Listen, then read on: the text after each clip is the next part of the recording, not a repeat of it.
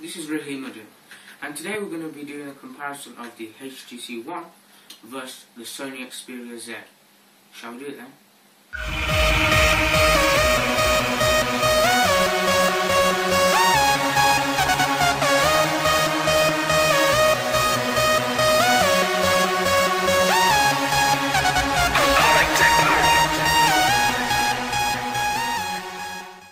Let's start this tech comparison then. So on this side we're going to have the HTC One, and on this side we're going to have the Sony Xperia Z. So let's start with the OSs first. So both of these are packing the Android 4.1.2 Jelly Bean. Obviously the HTC having their new HTC Sense 5, and the Sony having their Timescape. Which one would you prefer? Sense 5 any day. With their new features like blink feed, and all other new little interface issues, they've really bumped it up, and it's more Android than HTC. They're not overpowering it, but they're making it perfect. So I really like the HTC One. Timescape's fine, a bit boring and dull after a while, but you can choose which interface you like the best. So let's move on to dimensions now. So with the HTC One, you're going to have 137.4mm height, width is 68.2mm, and your thickness is 9.3mm. Let's move on to the Sony Xperia Z now, which has a height of 139mm, a width of 71mm, and a thickness of 7.9. So you can tell the Sony Xperia Z is much more thinner. I know it might be 1-2mm, but in the phone world for thickness, that's all the difference it needs. So let's move on to the weight. So the HTC One weighs in lighter at 143 grams, while the Sony Xperia Z weighs in at 146 grams. You won't notice the difference that much, trust me on that. So let's move on to the displays now. So on your HTC One you have a 4.7-inch Super LCD3 and it's full HD 1080p. And on the Sony Xperia Z you got a 1080p as well with a 5-inch TFT screen. Which screen would I prefer? I prefer the HTC One screen. The Sony screen is beautiful, but the viewing angles are horrible. You look at it from the front, beautiful. If you look at it from the side, you can't even see the screen. So on screens I really have to put the Z down, because I don't know what they did wrong there, but they did something dramatically wrong there. Maybe because it's waterproof or something, but I don't think that's the issue really on this. The resolutions coming around the same, but the HTC One beats it again with 19 by 20 by 1080p. So you got 469 ppi, whilst on the Sony Xperia Z you got 1920 by 1080 and you got 441 ppi.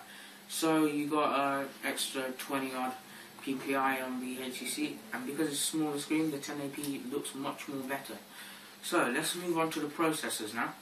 Now both of these should come in around the same processors, but the HTC One wins it again with a Qualcomm APQ8064T Snapdragon 600 quad-core 1.7 GHz Crate 300 processor, whilst the Sony Xperia Z has a Qualcomm MDM9215M1 APQ8064, I know this is a long words, quad-core 1.5 GHz Crate. So it's a bit less on the gigahertz, but overall these two processors should do the same amount of processing. They average out, they'll be all the same really. If we move on to the GPU now, on the HTC One you have the Adreno 320, and on the Sony Xperia Z you have the Adreno 320 as well. So they're the same on the GPU. So let's move on to the RAM. Now both of these pack a 2GB RAM. 2GB will be sufficient for your phone. It should be more than sufficient. They will be bringing out more phones in the future with more RAM, but for a phone you don't need that much RAM because you're only doing simple tasks and stuff. But if you do heavy gaming, 2GB will be enough for you. If we move on to storage now. Now, unluckily, I think the Sony Xperia Z wins on this, because the HTC One has 32 and 64GB, but no expandable microSD. Whilst the Sony Xperia Z has 16GB, but you can expand it up to another 32GB. So you got the option, and it won't cost that much more. So yeah, on that one I'd say the Sony Xperia Z wins. Now let's move on to primary camera. So we're talking about the back camera here. So on the HTC One you have your 4 megapixel ultra pixel camera. Now there's been a lot of contradiction on this because 4 megapixels sounds like nothing at all, but then they're backing up with that ultra pixel. So could this be a gimmick or what? But well, I've seen the test results of the camera and they look really, really good. So I guess it's not a gimmick and it's more like whatever you want to call it.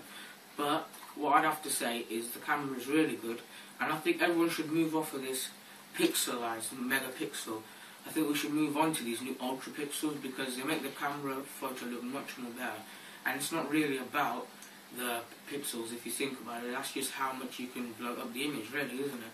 So I've got to give it to the HTC people.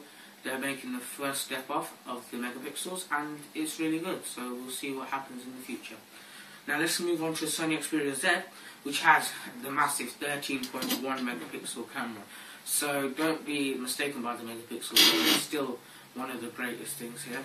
So the megapixels on that is wow, it's a really good camera, let me tell you that, and you can blow up these images to massive sizes if you really wanted to. Now the videos both come out at 1080p with 30 frames per second. So if we move on to the front camera now, you got a 2.1 megapixel on the HTC One, and you got a 2.2 megapixel on the Sony Xperia Z. Both of them come with 1080p, 30 frames per second, but the HTC One has HDR as well, so it depends if you like HDR, if you use it or not. Now let's look at battery life. Sorry about that. The battery life on the HTC One has a LiPo 2300 mAh battery, whilst the Sony Xperia Z has a Lion 2330 mAh battery. So because of the size, it needs a bit more bigger, but they should last exactly the same. So that was a quick comparison of the HTC One and the Sony Xperia Z. Hope you enjoy. Like us on Facebook. Like us on here. Subscribe. Do whatever you like. Please help. This is Raheem with Techdrenaline, and goodbye.